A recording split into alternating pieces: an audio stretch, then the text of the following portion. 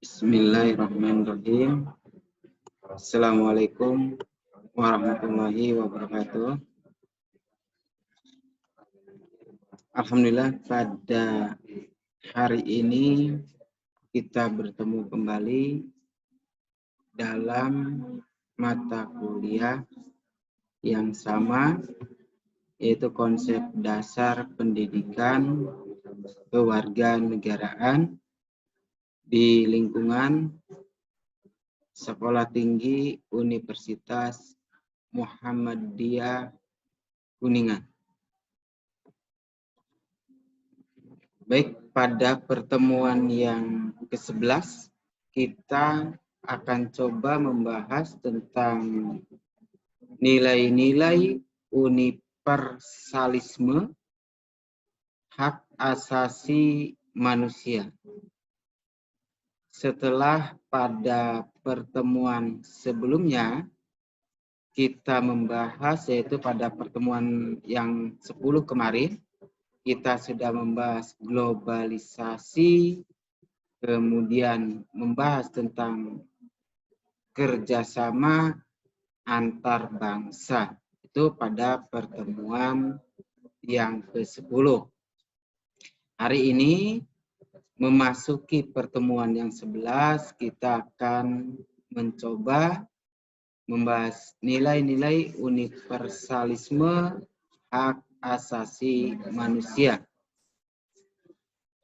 Sebagai gambaran pada pertemuan yang kemarin, sebelum pertemuan hari ini, bahwa globalisasi itu mendorong manusia untuk bekerja sama, kemudian mendorong juga manusia untuk bekerja sama bukan hanya antar negara, tetapi juga antar bangsa.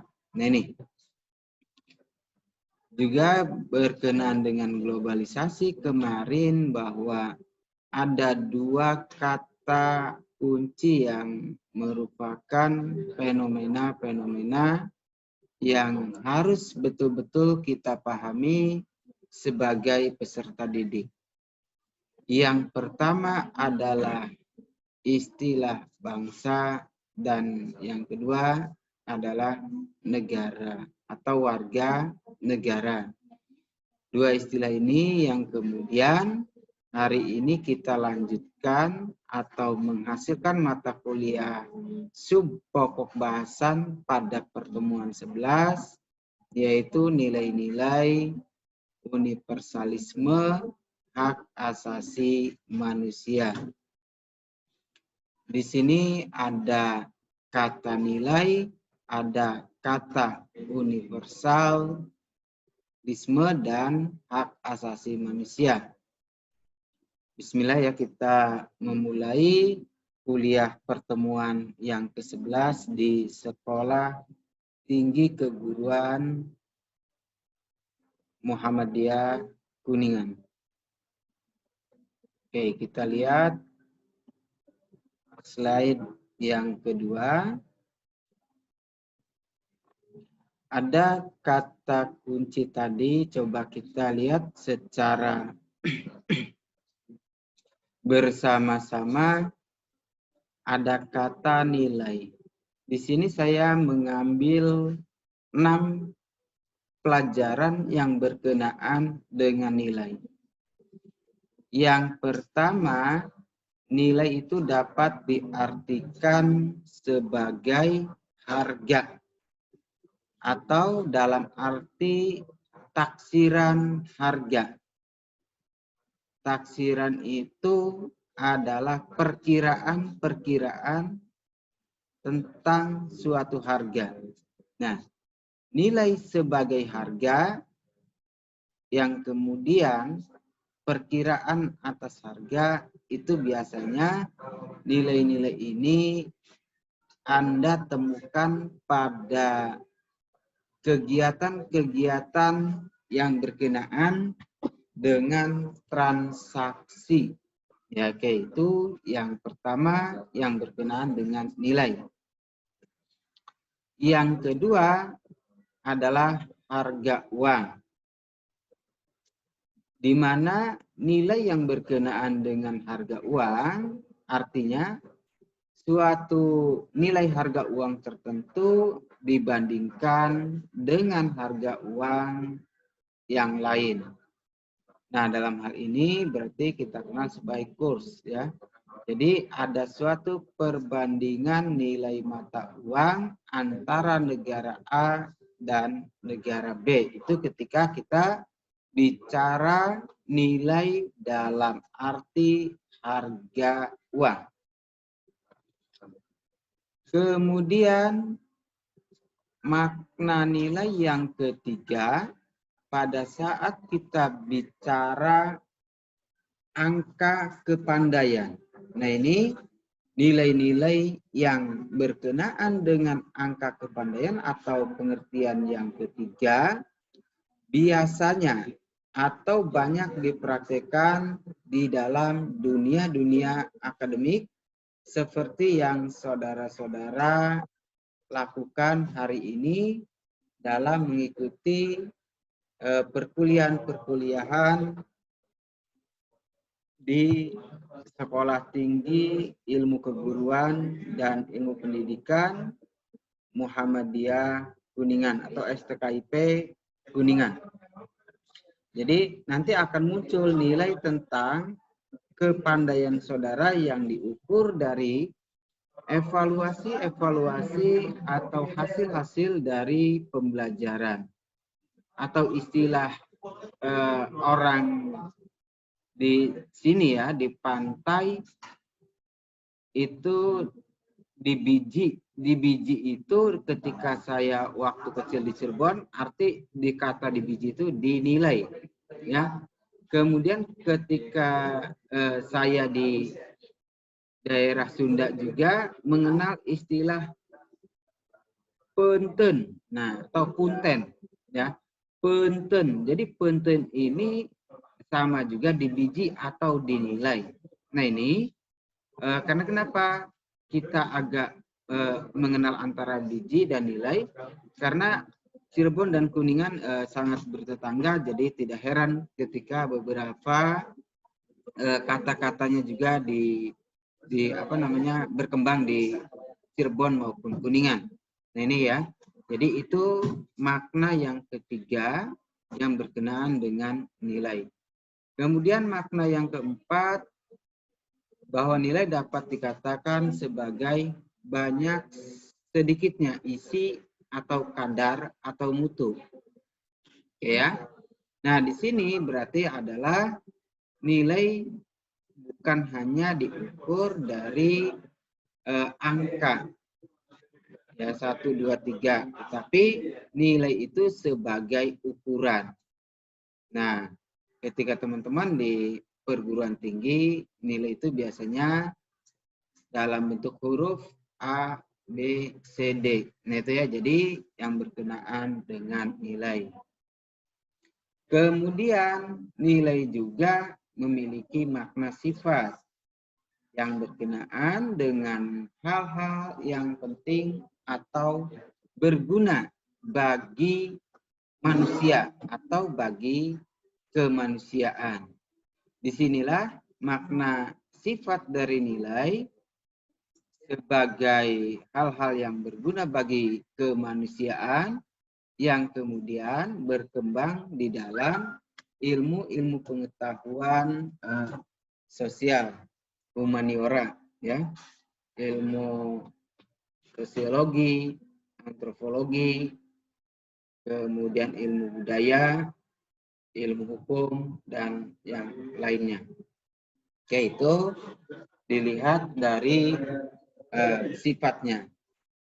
Kemudian selanjutnya makna nilai yang keenam yaitu sesuatu yang menyempurnakan manusia sesuai dengan hakikatnya.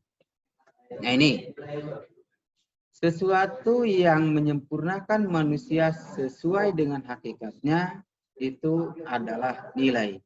Di sini bisa ditemukan nilai-nilai dasar ya yang berkenaan dengan kebijakan-kebijakan manusia sebagai makhluk di muka bumi. Sebagai gambaran, ketika kita berbicara tentang nilai di sini, bahwa menyempurnakan manusia atau nilai sebagai berbicara manusia pada hakikatnya, karena pernah saya singgung bahwa ketika saudara-saudara yang membedakan bahwa saudara-saudara dengan makhluk hidup lainnya itu adanya akal manusia yang digunakan untuk berpikir. Nah, ini yang membedakan manusia dengan makhluk hidup yang lainnya. Kalau punya nafsu, manusia juga punya. Kalau punya rasa insting, manusia juga punya. Apa yang dimiliki oleh makhluk lain, itu juga manusia mempunyainya. Tetapi yang membedakan manusia dengan makhluk yang lainnya yang ada di muka bumi, yaitu adanya akal. Ya, manusia digunakan atau diberikan oleh Tuhan berupa akal. Nah, jadi dalam hal ini saya mengingatkan, hati-hati ketika saudara berdiskusi dengan teman atau berkeluh kesah dengan temannya tentang akal Anda. Tidak sedikit misalkan di antara kita selalu mengungkapkan bahwa kita sudah habis akalnya. Nah, itu kata habis akalnya atau akalnya mentok itu Anda harus istighfar ya bagi yang beragama Islam. Karena kenapa? Berarti kalau akal Anda habis, Anda tidak bisa berpikir lagi, maka kedudukannya sedikit menurun. Yang tadinya manusia akan mendekati seperti binatang. Itu kata-kata yang berkenaan dengan nilai.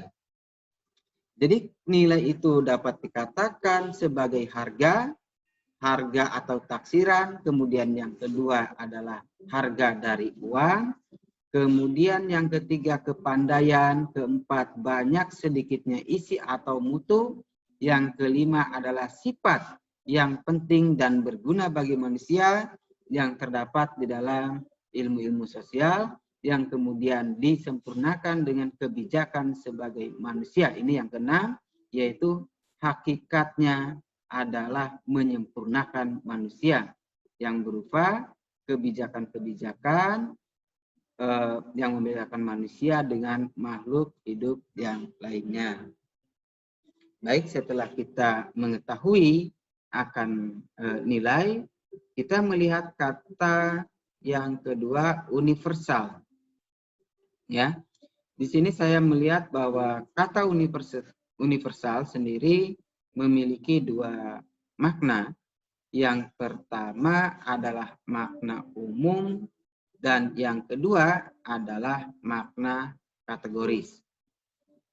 Makna universal secara umum yakni berlaku untuk semua orang, untuk seluruh dunia. Ya, jadi nilai universal berarti berlaku untuk semua orang atau untuk seluruh dunia yang memiliki sifat atau melingkupi seluruh dunia.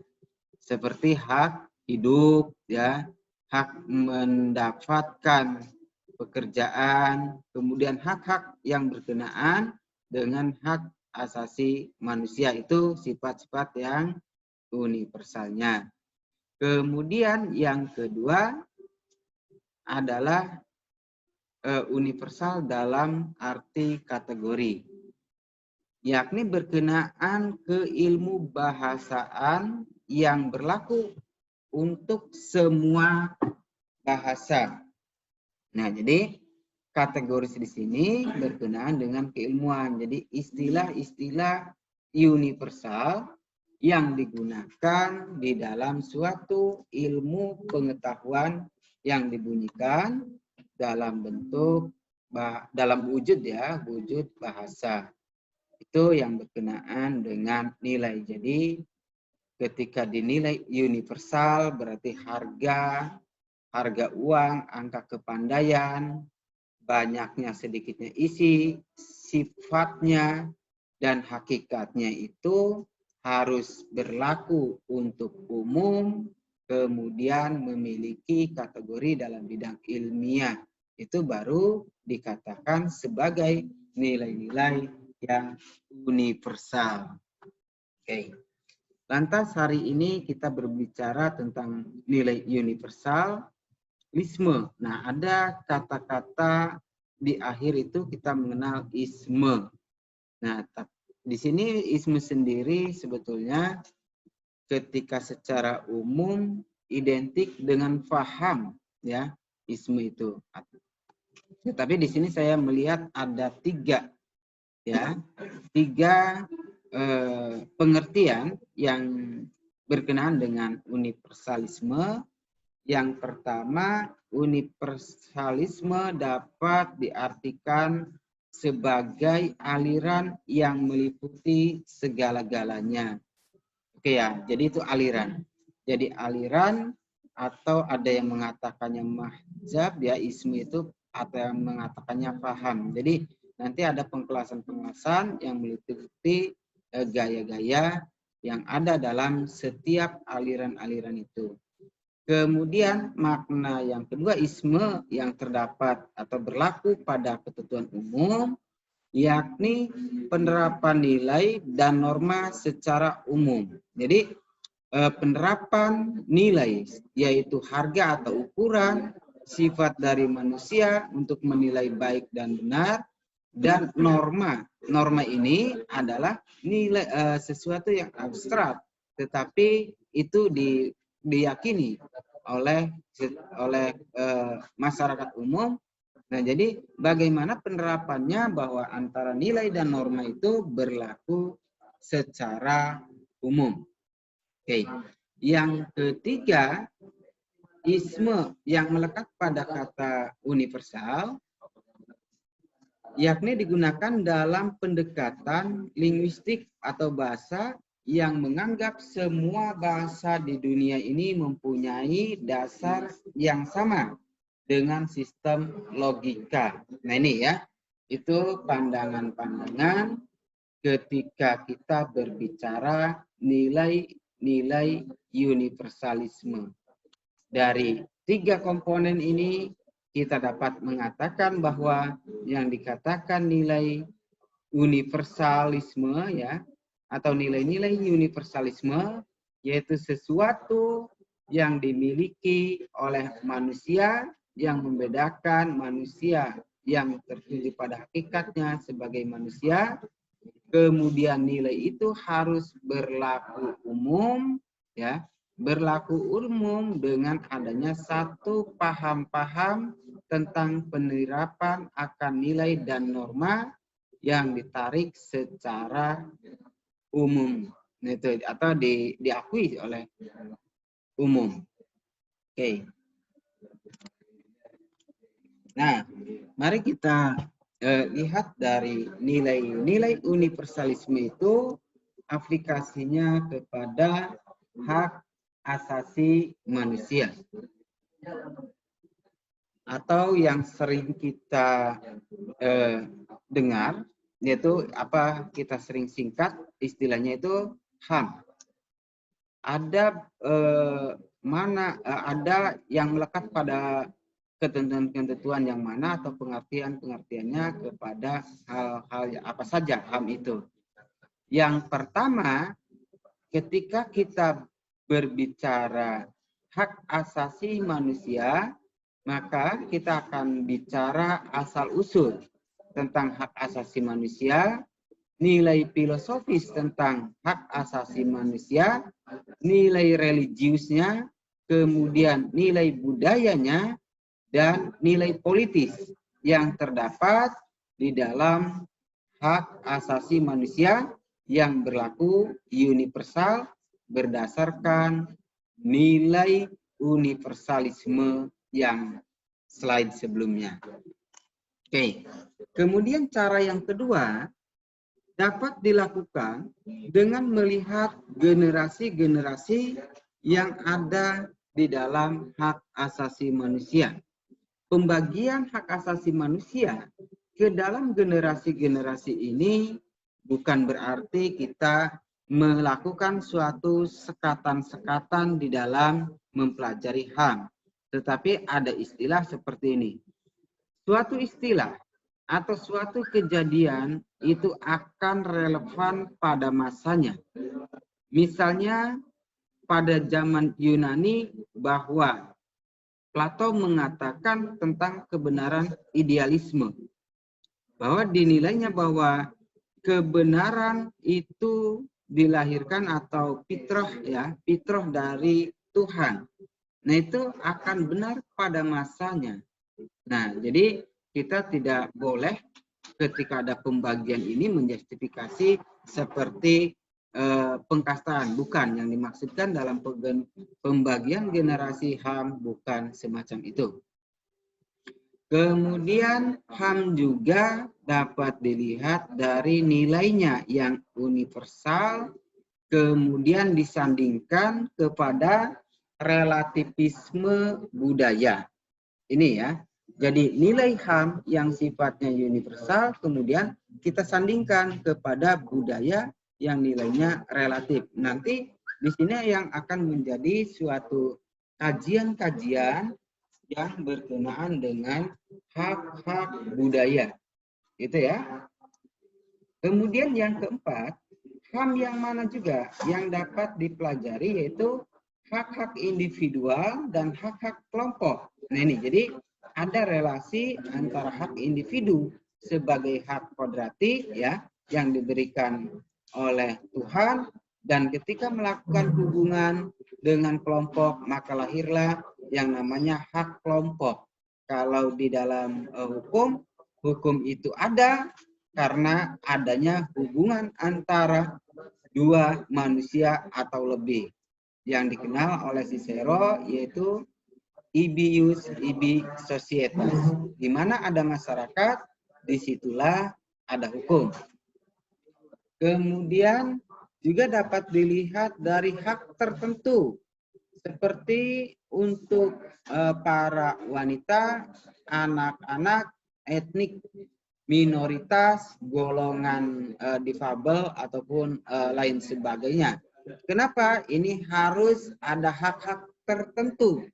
Karena misalkan gini, kita tidak boleh memperlakukan dari hasil dari relativisme tentang budaya, universalisme, ya nilai hak asasi, kemudian ada individu dan ada kelompok yang akan melahirkan suatu hubungan, maka hak-hak tertentu itu adalah kita tidak bisa menyamaratakan karena dia adalah sebagai manusia, tetapi ada jenis kelamin antara laki-laki dan perempuan, itu kita akan bicara hak-hak tentang perempuan.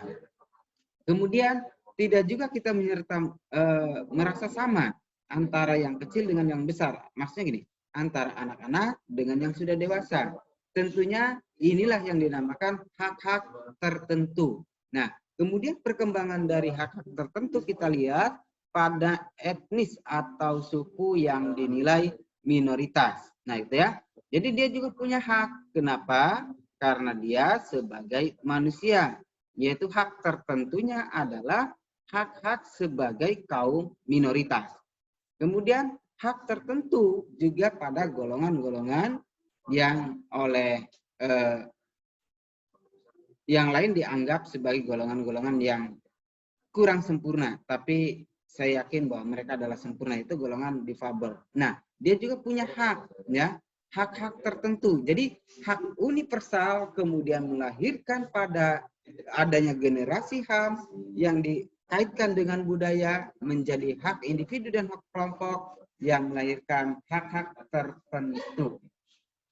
Kemudian dari kelimanya, barulah HAM itu penerapan, penegakan dan kemampuannya untuk berlaku adil.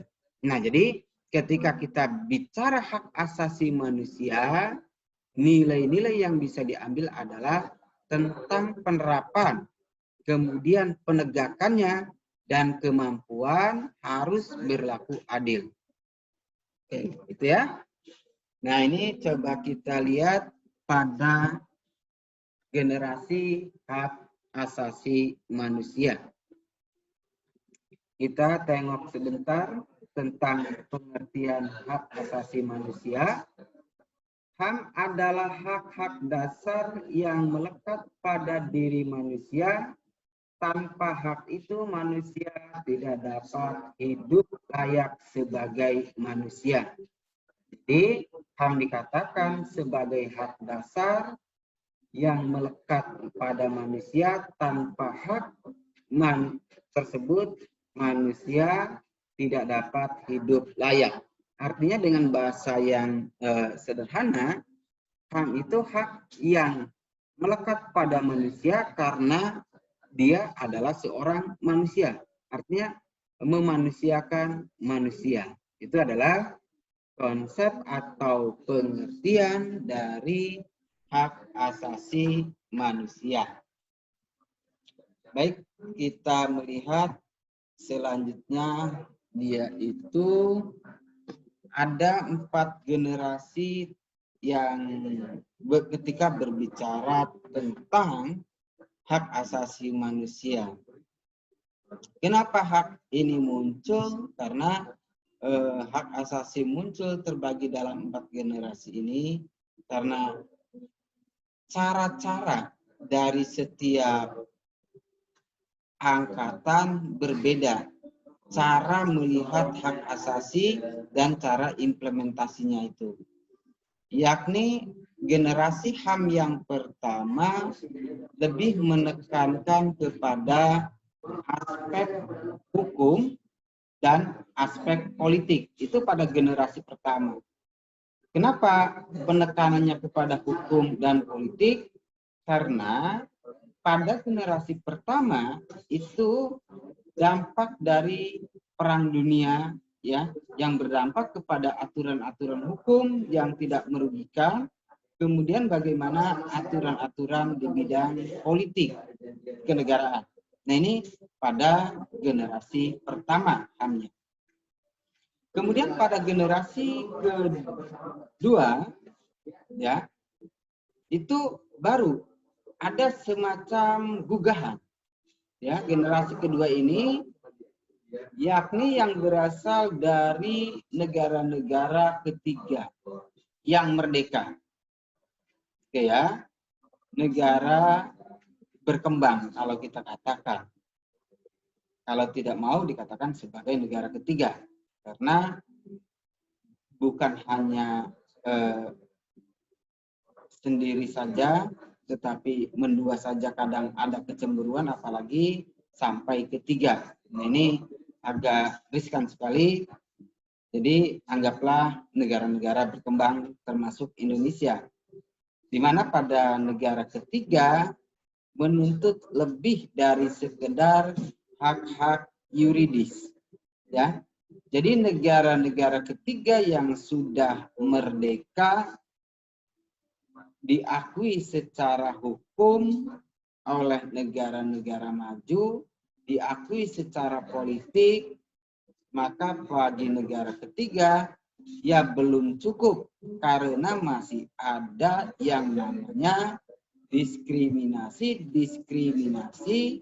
terhadap suku bangsa. Nah, ini pada generasi kedua perjuangan-perjuangannya ke arah situ. Oke. Kemudian pada generasi ketiga ya, kita lihat pada generasi kedua dulu. Kalau saya katakan ada ras ya, maka ada tambahan sebetulnya pada generasi kedua itu, yaitu melanjutkan generasi yang pertama, di mana aspek yang diangkatnya adalah politik, ekonomi, sosial, dan budaya. Itu pada generasi kedua. yang akibat adanya ketidakseimbangan antara negara yang sudah maju dengan negara-negara yang masih berkembang atau baru mengalami kemerdekaan. Nah, baru ya, adanya ketidakseimbangan tersebut, maka ada pembangunan tentang gagasan HAM di generasi ketiga, yaitu kesatuan HAM yang meliputi politik, ekonomi, sosial, budaya, dan hukum. Nah, ini jadi harus ada kesatuan. Ya, tadi tuntutannya agak berbeda. Pada pertama pada hukum dan politik, pada yang kedua berarti pada negara tiga belum sadar, pada generasi yang kedua belum sadar akan hukum, sehingga hukum itu mulai ditinggalkan, tetapi pada generasi ketiga akhirnya menyatakan bahwa hukum itu dalam hak asasi manusia atau persamaan hak manusia itu dinilai sangat diperlukan. Maka generasi yang keempat ini yakni merupakan generasi yang mengkritik peran negara yang dominan dalam proses pembangunan. Oke ya, berarti kalau demikian hari ini ketika kita berbicara HAM atau bicara nilai-nilai universalisme, bicara HAM tidak dapat dilepaskan antara hubungan, karena kita bicara pada generasi yang keempat, yaitu kita bicara bahwa HAM, hak dasar yang melekat pada manusia, dengan melihat indikatornya adalah manusia itu sendiri dengan negara, atau sebaliknya ketika kita bicara HAM, yaitu bicara antara negara dengan warga negara, ya. Jadi agak berbeda nanti ketika kita berbicara yang lainnya. Jadi titik tekan bicara HAM itu antara negara dengan warga negara dan antara warga negara dengan negaranya. Coba kita lihat, kenapa hal itu terjadi? Kita bisa dilihat dari bentuk-bentuk HAM-nya, yaitu hak sipil. Hak sipil itu berarti adalah hak-hak secara pribadi, hak-hak untuk mendapatkan kewarganegaraan. Tentunya akan bicara negara dan warga negara. Kemudian hak politik, hak untuk memilih dan dipilih juga berkenaan dengan antara warga negara dengan negaranya. Begitu juga hak ekonomi. Siapa yang boleh memiliki lahan-lahan pertanian di Indonesia, lahan-lahan perkebunan di Indonesia untuk menopang kegiatan ekonomi, juga tidak terlepas dari hak-hak antara aturan negara dengan warga negaranya. Begitu juga hak sosial budaya, yaitu hak yang melekat ya sebagai warga negara yang berkenaan dengan nilai-nilai sosial dan nilai-nilai budayanya. Baik ya, itu dalam deklarasi hak asasi manusia ada 5 ya, 5 ketentuan yang harus diperhatikan, yakni hak tentang pribadi, yang kedua adalah hak legal atau perlindungan dari hukum, yang ketiga adalah hak sipil dan politik, keempat hak substansi atau hak jaminan adanya sumber daya untuk menunjang kehidupan, dan kelima hak ekonomi, sosial, dan budaya. Oke, nanti kalau saudara-saudara ingin melihat tentang sejarah HAM yang lebih jauh dan pemikiran-pemikiran HAM, itu silakan nanti baca bukunya John Locke ya. Dia adalah sebagai bapak dari lahirnya hak asasi manusia. Oke, kita lanjutkan. Nah ini kita masuk kepada bahasannya, yaitu HAM dan hukum. Ada dunia internasional, kemudian ada hukum, dan ada internasional kembali atau instrumen dari HAM. Nah, di sini ketika kita bicara dunia internasional atau hak asasi manusia, ada yang universal dan ada yang partikular. Nah, ini ya. Nah, ketika kita kerucutkan kepada pembahasan HAM, berarti generasi pertama, yaitu titik tekannya pada politik, pribadi, dan hukum. Generasi kedua pada sosial ekonomi, generasi ketiga pada pembangunan, dan generasi empat pada lingkungan. Apa yang menjadi instrumen dari penegakan HAM, yaitu Deklarasi Hak Asasi Manusia yang 5 tadi, ya. Baik, dari sini, dari deklarasi, maka negara-negara yang mendukung akan adanya perlindungan hak asasi manusia melakukan ratifikasi ke dalam hukum internasionalnya. Nah, jadi dari sini maka dibentuklah HAM dalam hukum nasional, ya. Ada dalam membentuk hukum nasional juga, HAM ini kemudian harus diselaraskan antara hukum hasil ratifikasi dengan keadaan politik dari suatu negara dan dilakukan harmonisasi dengan nilai-nilai budaya dari suatu negara yang ada.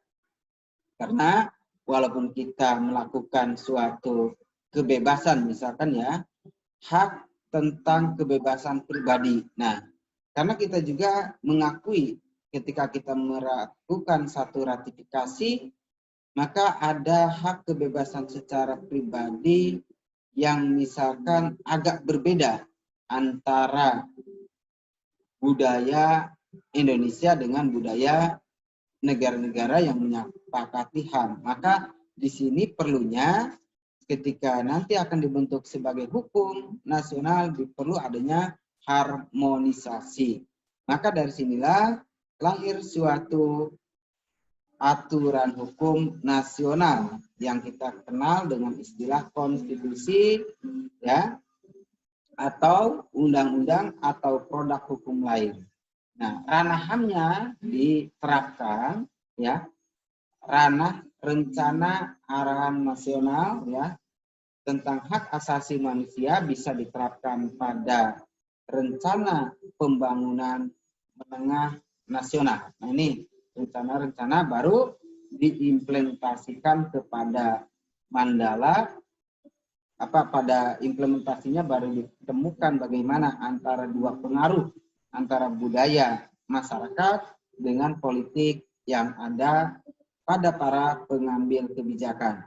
Dari sinilah kita akan mengetahui bagaimana kendala HAM di Indonesia, kemudian hambatannya apa saja, dan tantangan-tantangan ke depan itu berkenaan dengan hak asasi manusia seperti apa saja. Oke ya, jadi itulah ketika kita bicara antara hak universal, kemudian di breakdown ke dalam negara, dan ada instrumen yang berkenaan dengan hukum yang membentuk aturan-aturan hukum secara nasional. Baik, ketika kita berbicara tentang HAM, tadi sudah kita singgung tentang pengertian, macam-macam HAM, kemudian kita juga berbicara tentang instrumen dasar dari hukum. Yaitu instrumen dasarnya berarti ada instrumen dasar hukum internasional, kemudian ada instrumen yang dijadikannya itu dasar hukum nasional. Adapun ketika kita bicara HAM, kita melihat pelaksanaannya, apakah dapat diwujudkan, apakah tidak dapat diwujudkan. Ini melihat kepada bentuknya. Kemudian tantangannya seperti apa? Nah, dari tantangan ini pelaksanaannya diperlukan suatu rambu-rambu. Sehingga antara pelaksanaan, ya, kemudian hukum internasional dan hukum nasional yang berbicara tentang HAM, itu ada semacam upaya untuk pemajuan dan penghormatan serta penegakan hukum hak asasi manusia. Nah, nih, kita harus mengetahui juga tentang sejarah, ya. Nanti ketika Anda berbicara sejarah HAM, itu ada beberapa aliran yang berkenaan dengan sejarah hukum juga yang dikomandoi oleh von Savigny. Itu bisa menjadi rujukan ketika melihat sejarah-sejarah hukumnya. Jadi di Indonesia dalam rangka pembentukan hak asasi manusia. Dari sini ya, di Indonesia berarti ada tiga ya, tiga ketentuan, yaitu bagaimana cara penanganan pelanggaran HAM, kemudian bagaimana berlakunya HAM itu sesuai dengan budaya dan yang lainnya, dan yang ketiga itu harus melibatkan masyarakat dan pemerintah. Karena gini, tadi sudah dijelaskan di awal, ketika bicara HAM ya dalam suatu negara tidak dapat dilepaskan dari negara dan warga negara. Ya. Jadi juga sama ketika penegakan HAM juga ada dua peran, yaitu ada peran yang dimainkan oleh pemerintah dan peran yang dimainkan oleh masyarakat. Oke, itu ya sekilas tentang instrumen dasar hukum hak asasi manusia di Indonesia. Oke, demikian pemaparan mata kuliah yang ke-11 ya, bicara tentang nilai-nilai universalisme yang bertumpu kepada hak asasi manusia. Ya, ini saya suguhkan di sini adalah gambar dari Plato yang sedang menunjuk ke atas tentang idealisme. Ya, jadi konsep HAM dinilai sebagai konsep yang universal, konsep yang ideal, tetapi ketika berbicara konsep-konsep HAM di Indonesia, berarti bukan hanya dalam tataran ide, tetapi harus membumi. Maka besok kita akan berbicara pada pertemuan yang ke-12, yaitu berbicara bagaimana implementasi dari suatu kebijakan-kebijakan berkenaan dengan masyarakat di Indonesia. Nah, jadi bukan hanya aturan itu atau angan-angan dalam sebuah ide, tetapi harus dibunyikan di bumi Indonesia. Demikianlah pemaparan yang bisa saya sampaikan. Mari kita lanjutkan dengan diskusi bersama berkenaan dengan nilai-nilai universalisme hak asasi manusia. Assalamualaikum warahmatullahi wabarakatuh.